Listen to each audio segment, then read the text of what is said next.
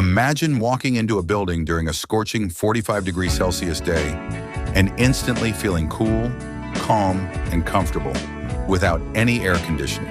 No fans, no electricity, just ancient stone and clever design. This isn't science fiction. This is ancient Indian architecture, and it's one of the greatest forgotten engineering feats in human history. Across India, from Tamil Nadu to Odisha, massive temples dating back over 1,000 years have one strange thing in common. They stay significantly cooler than the air outside, naturally. How? Locals always knew, but for centuries, outsiders thought it was just the stone or the shade. In truth, it's something much more intelligent. The secret lies in passive ventilation, a set of design principles that move air and control temperature using nothing but physics. Here's how it works.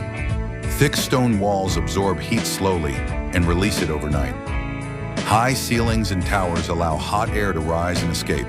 Small windows and shaded corridors limit heat entry.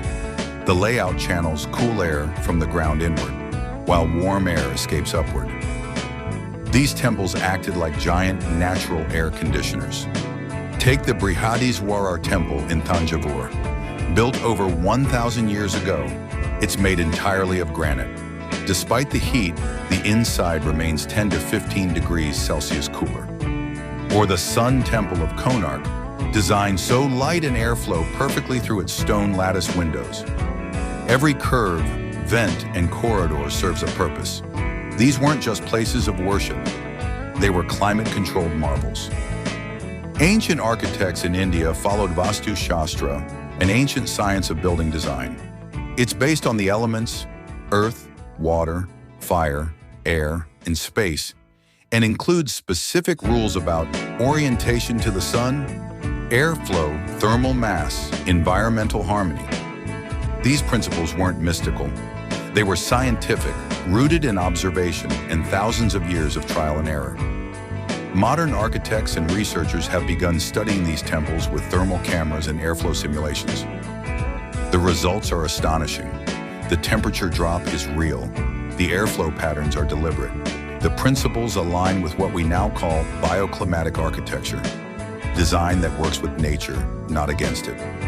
With global temperatures rising, air conditioning is becoming more essential and more expensive, but it also contributes to the problem through carbon emissions. That's why some modern architects are returning to ancient wisdom. They're using temple-inspired design to cool schools, offices, and homes with zero electricity. It's not just history, it's the future. Thousands of years ago, Indian builders created temples that beat the heat with brains, not machines. Today, their genius is resurfacing just when we need it most. Subscribe to Ancient Future and rediscover the knowledge we were never meant to forget.